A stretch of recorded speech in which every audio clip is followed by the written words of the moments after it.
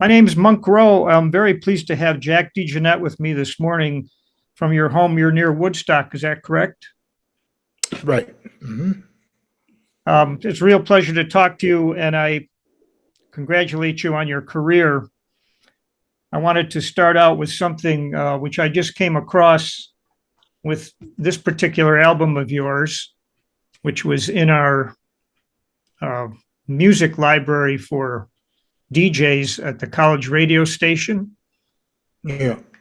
And someone had written on the bottom, this is an odd sort of compliment, susceptible to ripoff, lock it up, which meant the DJs really liked it and they were worried about someone walking away with it. Ah, okay. There's a picture inside I wanted to ask you about. Down in the left, in the corner, it looks like is that you playing into a microphone That's me with T-Bone Walker. with T-Bone Walker? What T-Bone Walker were holding you, the mic. were you playing a recorder or something? Oh, it was one of those little toy saxophones I see. that had a membrane, and you played into it and you sang, sang the melodies. Yeah, Almost like a kazoo. almost. Yeah. Yes. Hmm. Well, I wonder if you could talk about, you started out as a piano player playing classical music, and then you Hmm. ended up uh, still at a young age playing in bands. And was there a transition where you learned about how music is played without having it notated? And did you learn chords along the way? Was that an exploration of yours? Yeah, I did. I did some of that, and but um, a lot of improvising was involved. Some of it was self-taught, some of it was just, I had trios and bands in Chicago. I learned on the job. You know, and I worked on things at home too. Same thing with drums. When you went out to play gigs, I assume this was sort of in the late 50s.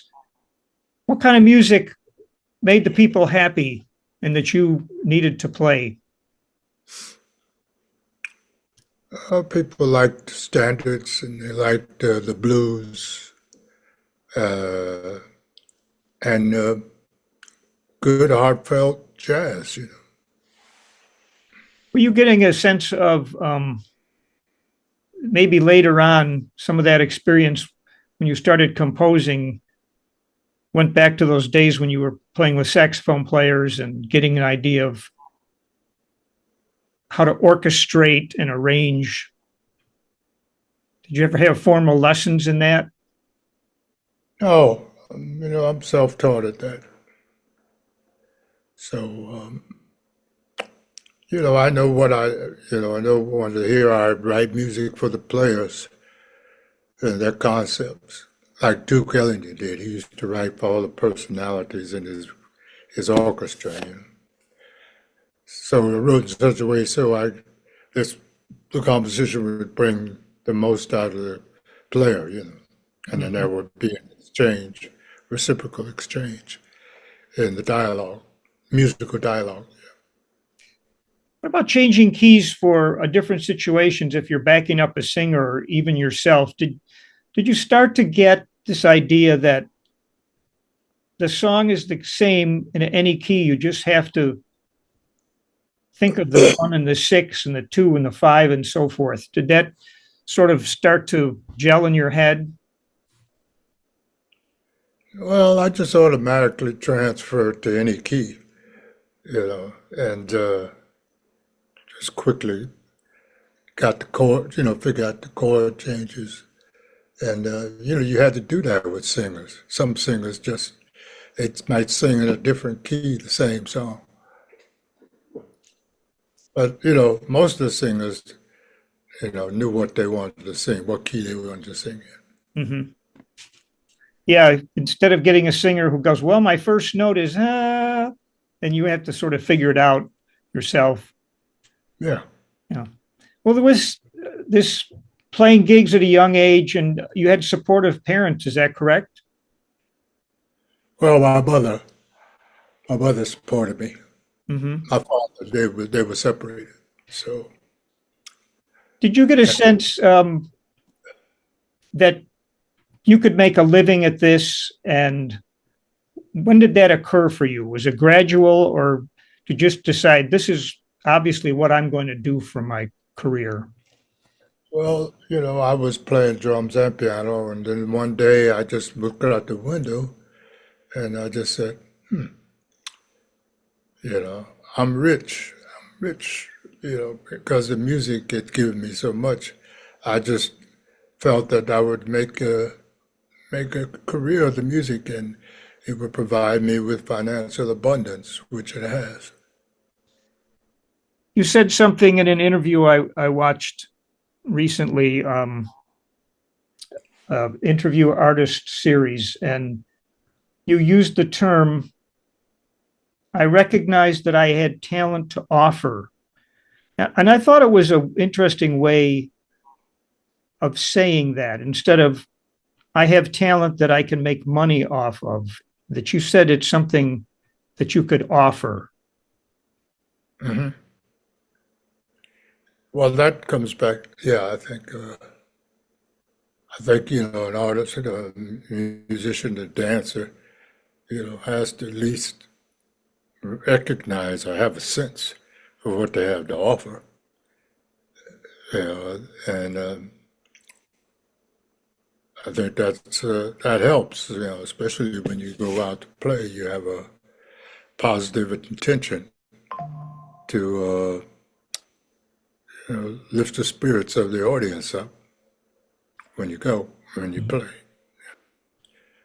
Did you play for Musician. dancers on those gigs? And did it give you some kind of lesson about tweaking music so people really sort of get into it?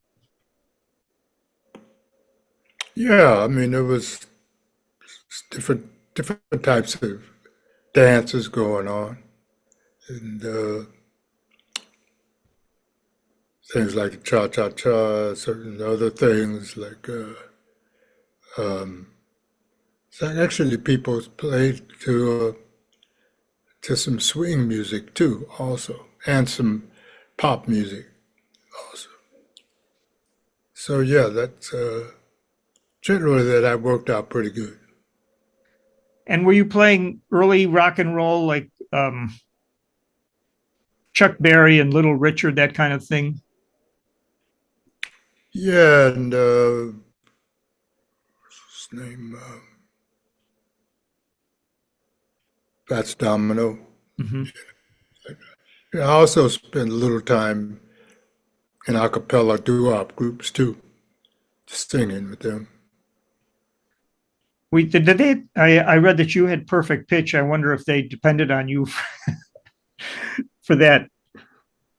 Yeah, I mean, we find the keys that and intuitively knew which was right, and also the songs we were covering, we get pitch off the recording.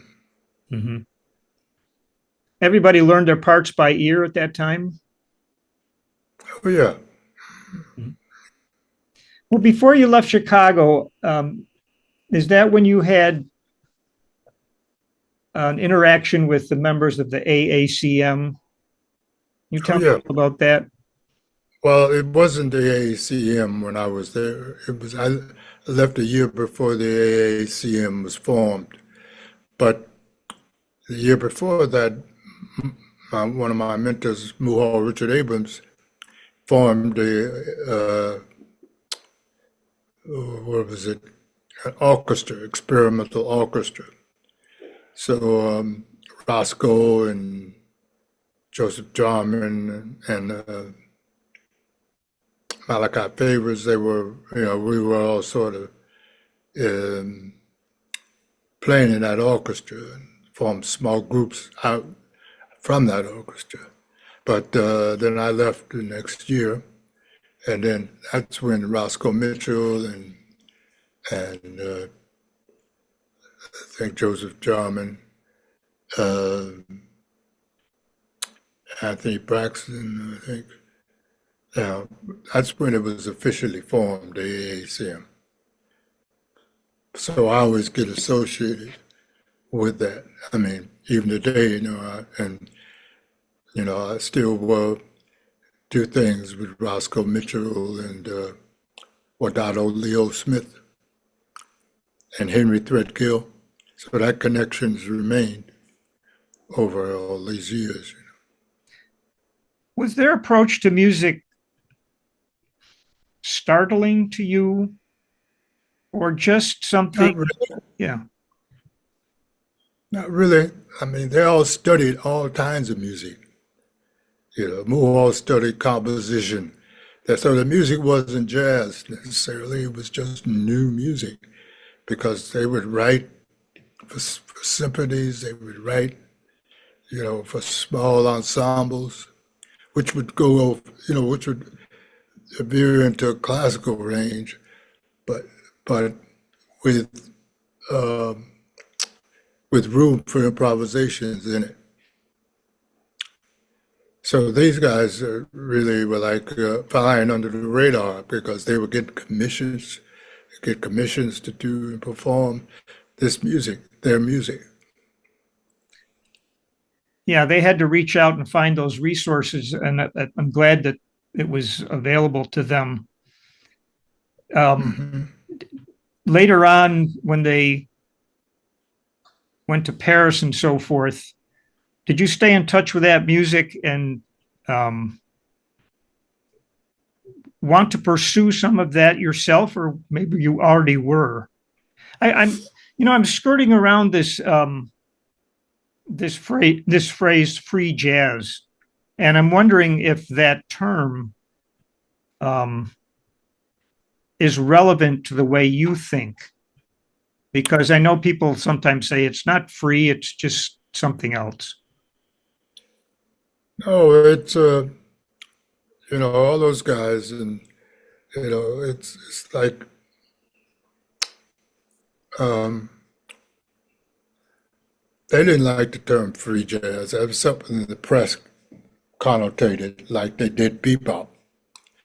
The musicians never called it music, any of those titles, but they kind of stayed because they're always written about, in the jazz publications. But no, they never thought of that music as free. I mean, free in the sense that it was studied and well organized and uh, deeply felt. It wasn't free jazz. I mean, say something's really free. Free from what? I mean,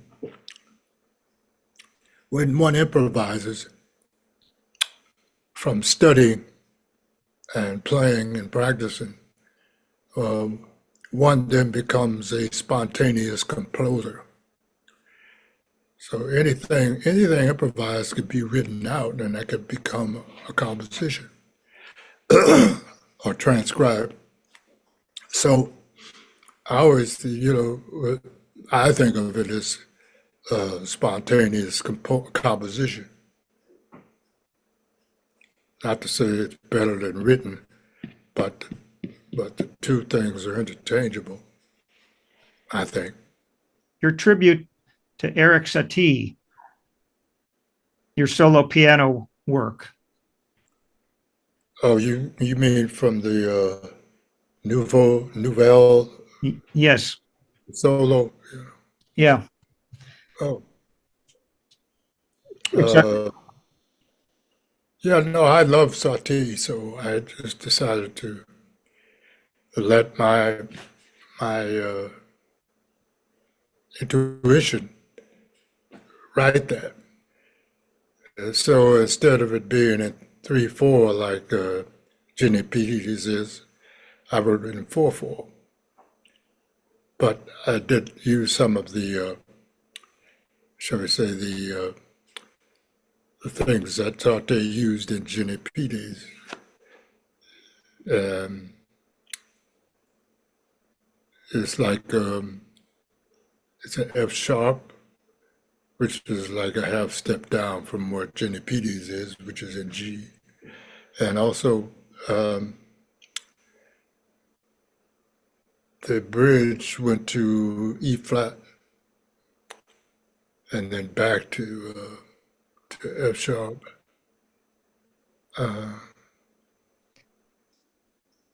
When you got to the end of that, writing it or near the end, was there a debate in your mind about, because I noticed you ended it in the relative minor where the bridge had gone, and it leaves a different impression, at least for me, than if you had played like a lovely F sharp major seven or something like that. Do you recall why you made that decision? Well, I made it because Satie's tunes were ended in a minor. So that was paying tribute to Satie that way. So it It's ended up, interesting. Uh, like many people, I think the first time I heard his version was at the beginning of that Blood, Sweat, and Tears record, and they did only the first part, and of course it was really gorgeous. And then when I finally heard the whole thing, I said, "Wow, there's a lot more to this," because it gets a little dark as it goes along, and quite memorable. yep. Did you choose F sharp for a reason? I mean, I know that it had related to his piece, but um, it certainly is a little more, you have to be a little more careful, I would think, in your note choices, at least for me. Well, it was easy for me because I left space for notes. You know, it was a clear. I got maybe a little busy in the E flat B section, but you know, instead of dee dee dee dee da da da da da, you go dee ba da dee da da da da. You know, that's it's still in the vein of Satie, but it's in 4/4, so it has the flavor of the 3/4, but the 4/4 gives it another color. Mhm, for sure. I was speaking to Buster Williams once, and he said that has made me fearless. And I wonder if you feel something like that because you've done so many things, some really on the cutting edge of where things were going, and you're not afraid of challenges. Is that a fair statement? Yeah, I like the challenges actually because it helps you grow and helps you develop. Uh, you know, you gain more, I guess, say, wisdom with some of the challenging music you have to play. I had to play. I mean, Do you remember a particular recording project where that really came to the forefront? Um, like this is new for me, and I have to really bring my A game here. And of course, I think you probably always bring your A game, but do you recall a situation where you felt really challenged? well, you know, when I play more arranged music, you know, I have the artists send me an audio version of what they had in mind and send me the music. And so, you know, I spend time with that. So when I get in the studio, I'm ready to go. I know the know the arrangement without having to read it. Um, so that's what I do with challenging music. I think Joanne Brackeen wrote some very challenging music for Melody Gomez. She writes a lot of chords and a lot of chords that move fairly fast. Two bars, two beats, one bar. So that was really challenging. But that expanded my ability to be comfortable with more complex arrangements. That's Compositions. it's a very interesting answer because I would have assumed that the challenge might have been more along the lines of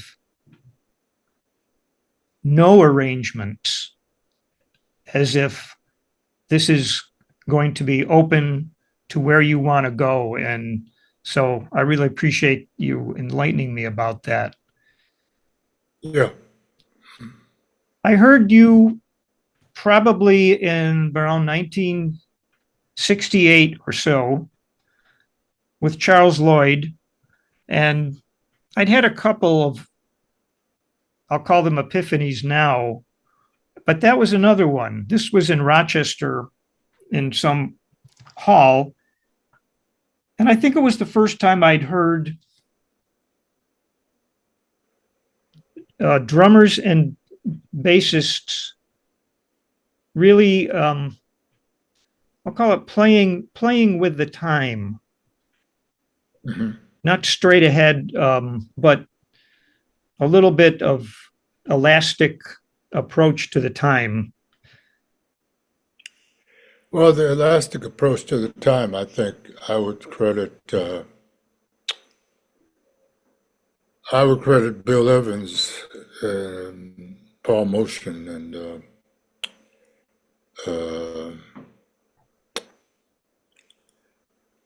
Scott LaFaro to that kind of opening up freedom for each individual to be playing collectively, but having equal input. And so after that live at the Village Vanguard, it kind of just spread throughout the jazz community. So you could break time up, break it up, and then go into time later. But for coloring, it really opened that up. Is it possible to feel the time? I'm thinking of Latin music with the clave that is almost always there, but sometimes no one's playing it. Mm-hmm. So I guess I'm trying to relate that to a jazz situation where everybody's feeling it, but I can't quite finish this question, but it's an interesting thing to observe and hear when the time is there, but no one is enforcing it regularly. Well, you could call that freedom. Everybody maybe has an option to play the form or play time or not, or play off of the other musicians' improvisations. Mm-hmm. So especially if you're not playing a composition that's written, but you can do it in both cases, where you spontaneously compose or with a composition that you make permutations of. You had an association with Carl Berger and the Creative Music Studio. Can you tell me how that came about and how you think about your contributions to that now in retrospect? I think Paul Berger, I think Ornette had something to do with that. I just came and did some teaching doing, with the students. And then we had Dave Holland, we had Colin Walcott, uh, what's his name? Srila Gertu. So there were a lot of current musicians uh, that were like on the faculty teaching there. And so, the challenge was for us when it first started, was to get musicians who were at different levels of being able to play. Some couldn't even play scales, some even, and so we had to try and figure out a way to include everybody. As time went on, players got better. But that was a challenge. But it's sort of become like what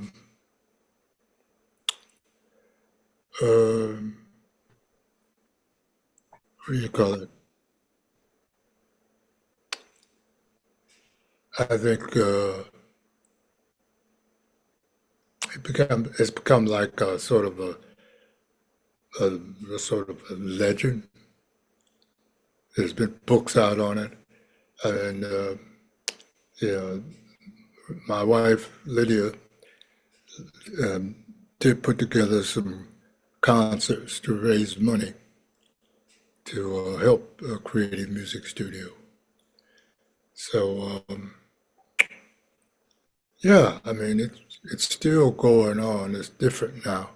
Carl's passed away, but I think it's served a purpose for young aspiring musicians. He said an interesting thing that he said playing free requires more discipline, more stringent than anybody can tell me from the outside. The more precise you get, the more free you are. Yeah, no, he had some discipline. He had some exercises that you do, like he would just call it something called Gamalataki. Gamalataki, taki, Gamala. So it breaks up, the time. And in doing that, mixing it up, it's like, what do you call it?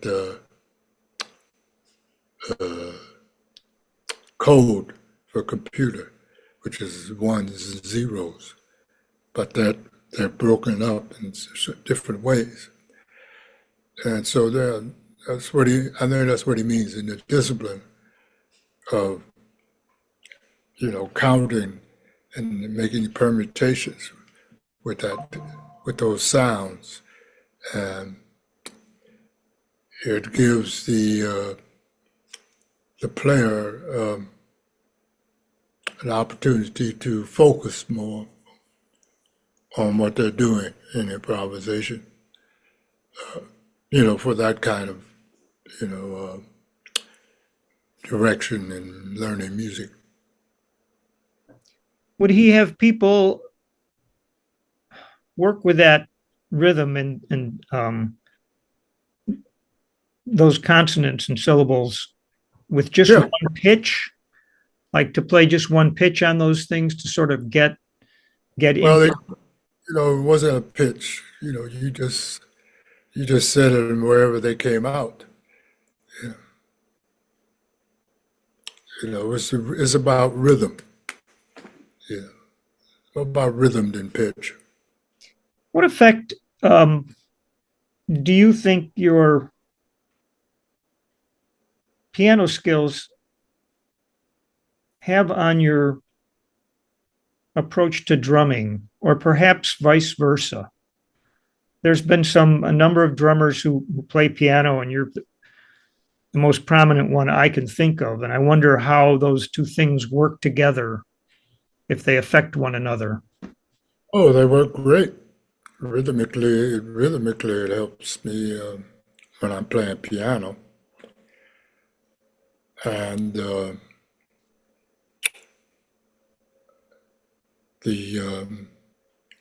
piano helps my drumming in terms of how to tune the drums.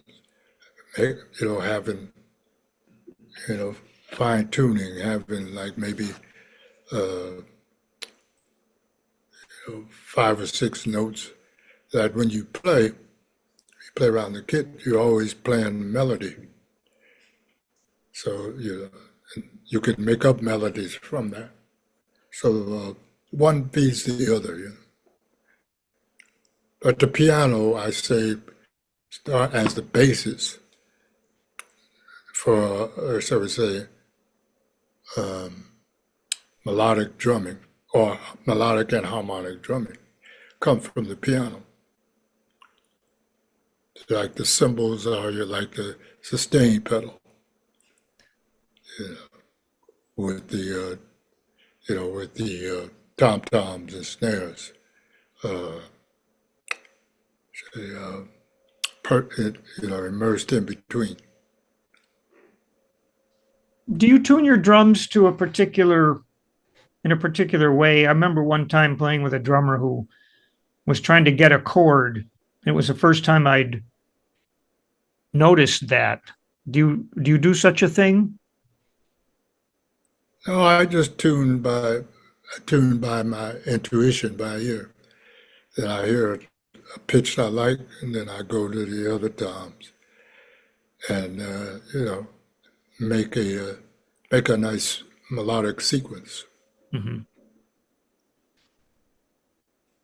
I was happy to see. I have the whole collection of Marion McPartland's piano jazz, and you did a session with her. Right. And there's a quote in here from you.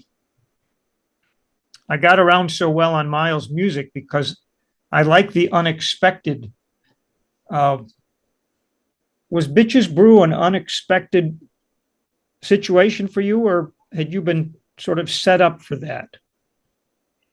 Yeah, I was set up and prepared for that from Chicago, where I played various kinds of music. So I didn't have any biases toward all the so-called genres of music. And so, Bitches Brew was basically a kind of a jam session with not highly arranged, but with, you know, melodic interludes in between things. And then Miles, let the tapes roll and got a groove that he liked, and then he would play, or somebody, Benny Maupin would play. Uh, Different players would, solo on top of that. And then through Tio Macero's, his producer, through his artistry of putting all the different tracks together to tell a story. He did that very well. I'm trying to picture you and the other musicians the first time you heard the final product. Did you like it? Yeah, that's what I meant by Tio. Tio the sequence together in a way that told a story. How does it work in this business these days with do you get um, payments for things you did over the years, or was it mostly you got a fee? I guess I'm talking about, the many things you've done as a side person. Do you ever get checks in the mail and wonder what is this for? Not from doing that. I mean, that I get fees that have to that I suggest or demand that I get. Uh, with you get a 1099 and do that. Yes. I mean, I think it checks for maybe like,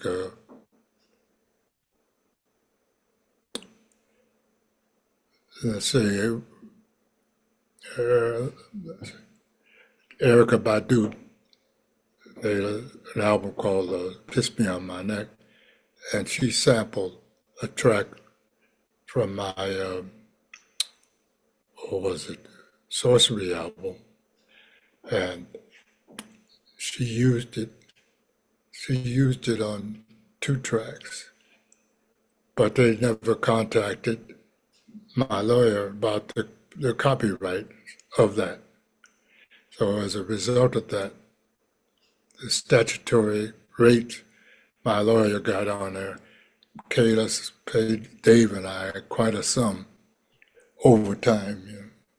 Mhm. Well, it's nice to know the system finally worked and that technologies move so quickly. Do you think that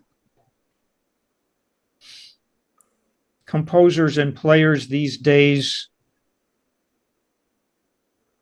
write differently because of what's possible in the recording studio with all the things you can do digitally? And if someone's a bit off, it's very fixable. I guess I'm just generally asking you how you feel about the state of technology in the music world. It's fine.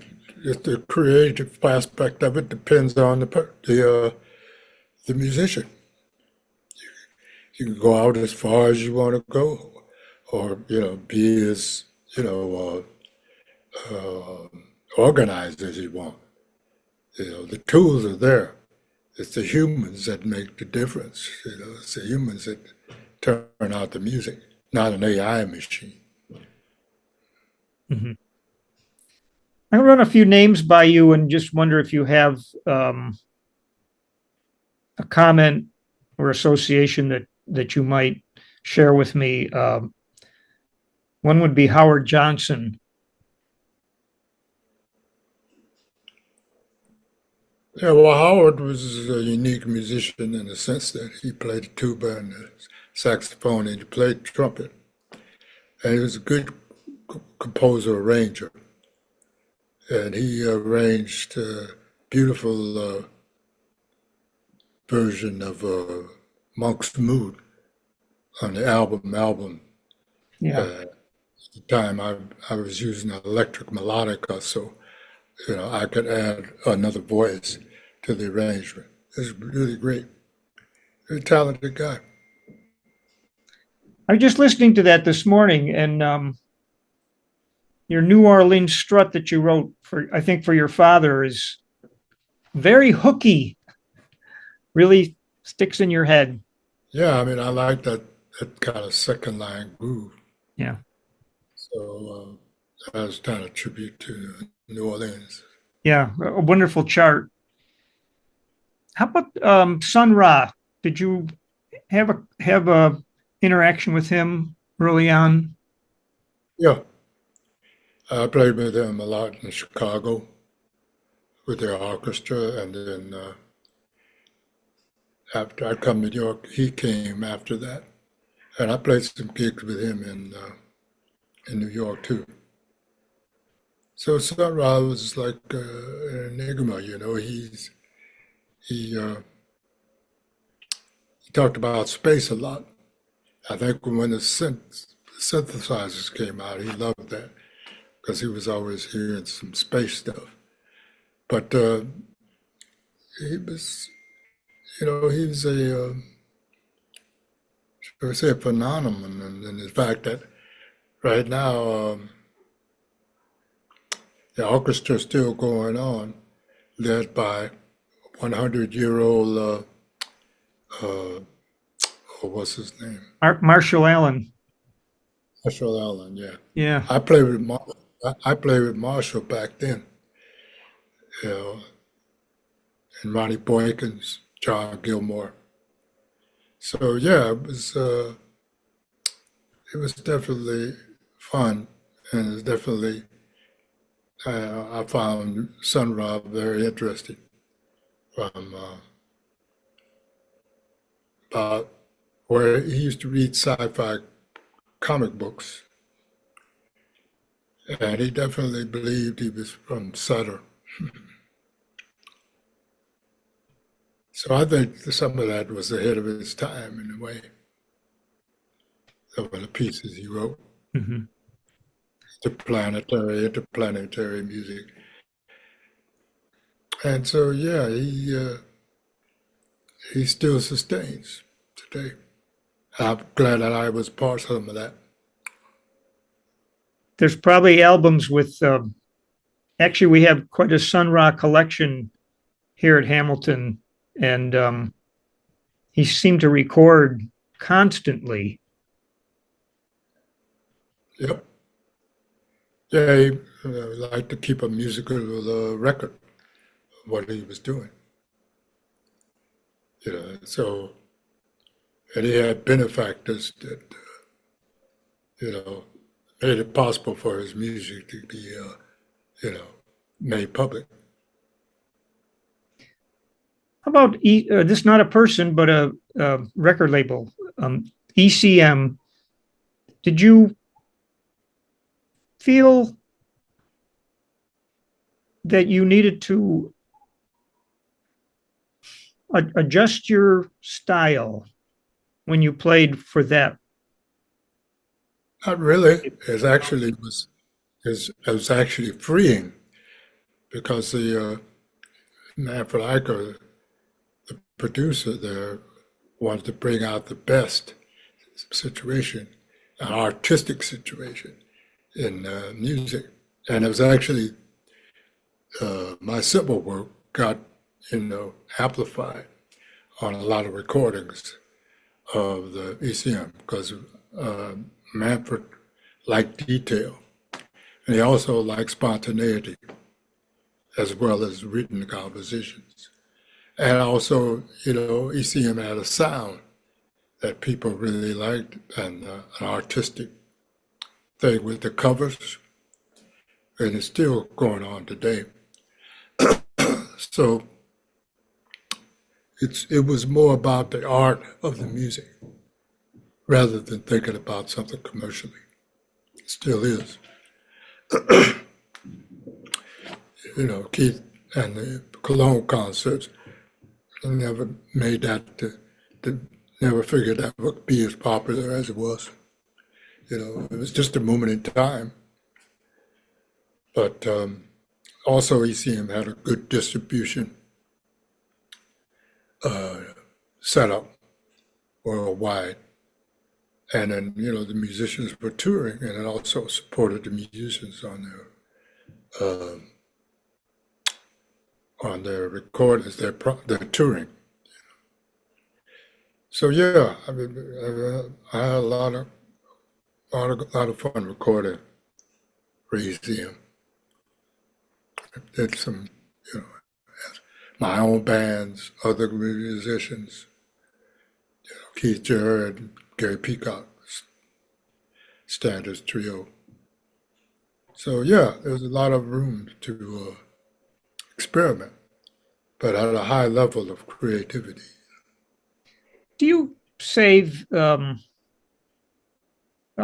me rephrase. I'm sort of surrounded here by a number of your LPs and CDs, and I'm wondering if you have a personal collection of Jack DeJohnette recordings. Did you save everything that you do? Yeah, as a matter of fact, I have an archive. My wife and our assistant, John Clancy, spent quite a amount of time organizing for me, but I recorded in different formats.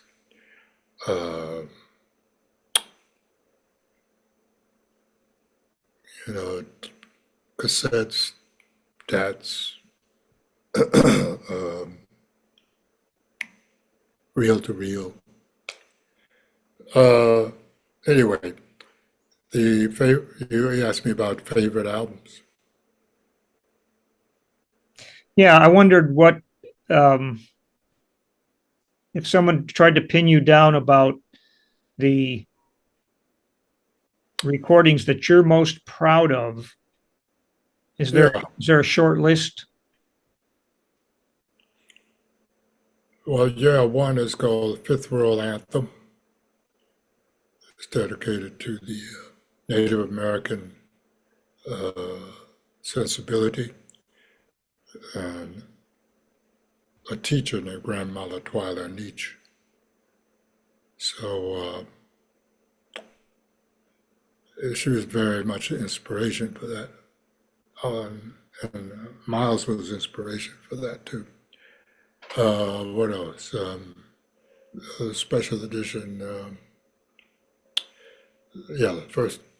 Well, yeah, Yeah. first album. Yeah, first album I did on. Oh, oh, it was another label. I can't remember now. Impulse or. Uh, but yeah, it had. Uh,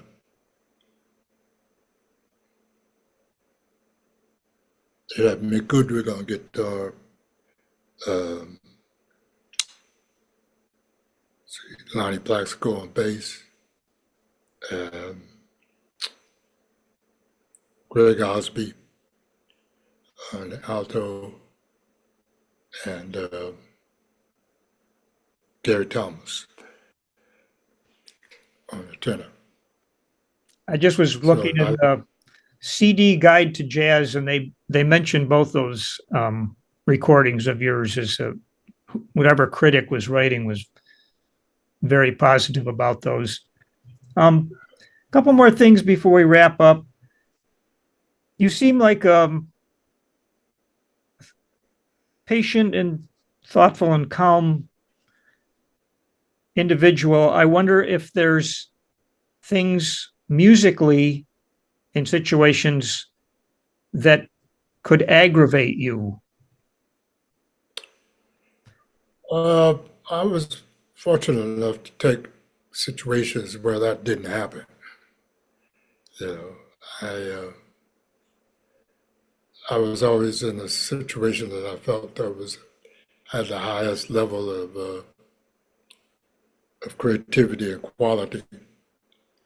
So I was fortunate enough to be in those kind of situations, not to put myself in those situations. And so now I have musical situations now that I'm retired that where I get together with a group of musicians once a week, and we play for the fun of it. And that's great. Yeah, I'm glad to hear that. Do you have an idea, a hope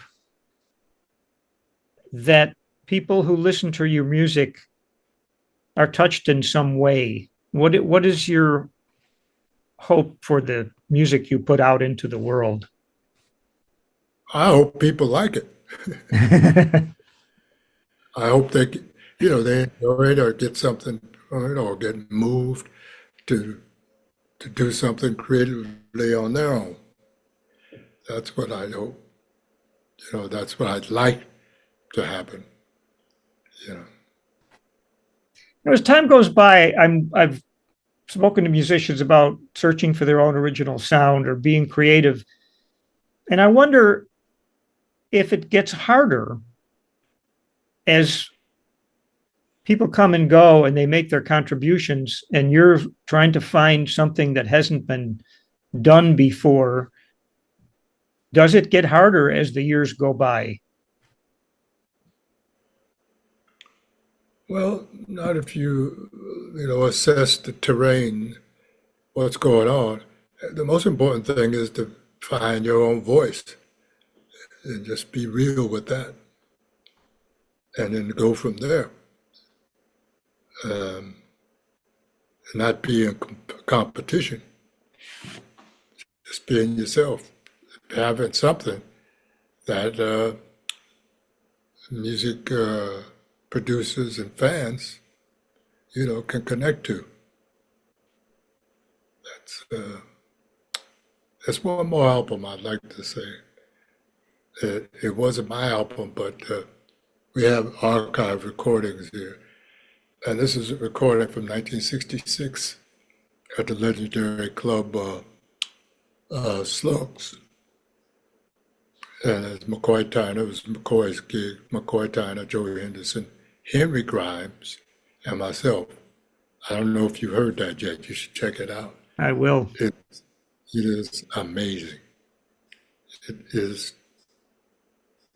Every time I listen to it, I've listened to it a lot, but I get excited, and that's the reaction a lot of people get from, hear music played like that anymore. I had the fortunate circumstance of right next door to this office I'm sitting in, I had Rashid Ali and Henry Grimes here, and that was just wonderful to listen to them talk about music. And Rashid said something about, my previous, we're talking about free jazz, and many people think that it sounds angry. And he straightened me out on that he just said it was the times we were in. It was a reflection of the times, and he did talk about the experiences he had in the military with segregation and so forth. And it was very enlightening. Yeah. Well, I know Rashid, and he's very interesting. He's a very musical drummer, actually. And he found another way of playing, which was like a sound and a vibration that John Coltrane could play. I mean, a lot of people, I don't know if he said it, but Rashid used to play a lot of time. Yeah. And in fact, I sat on a piano with him at his club, Green Street. But he always carried a flute with him. So he's very musical, But he discovered a way to play the drums in such a way that was, very concentrated. And I had the opportunity to play with him with John Coltrane in Chicago, the plug nickel with Alice and Jimmy and Pharoah Saunders. So we played a week in Chicago, and that was amazing. I learned a lot from Rashid just playing next to him, because I was young and cocky, and I saw Rashid in terms of stamina and focus, concentration.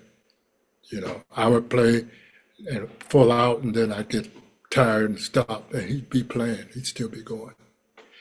And I realized, oh, shit, figure out a way to create the dynamics with concentrated effort.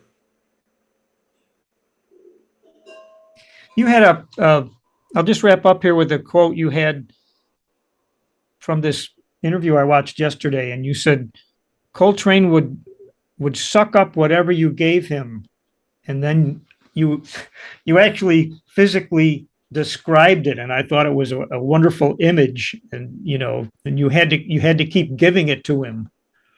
I can see how you'd be exhausted by that. Yeah, I mean, he's like a sponge. He's like he absorbed the sound that was around him. Yeah. So it brought out the best in your playing. So yeah, I say like he put, and others too. He put their own back in jazz. All right. Well, you've had a marvelous career. You came a long way from the first piano teacher who used to whack your knuckles if you didn't do it right. Right. And you've entered that world of being an influencer, because we always talk about our influences, and I know that you've influenced a lot of people in a positive way. So I want to thank you for your time today. Great. Thank you. It's a pleasure. All right. Okay, man. Yeah. Thank you. I'll Yeah. stop recording here and we'll say a quick goodbye.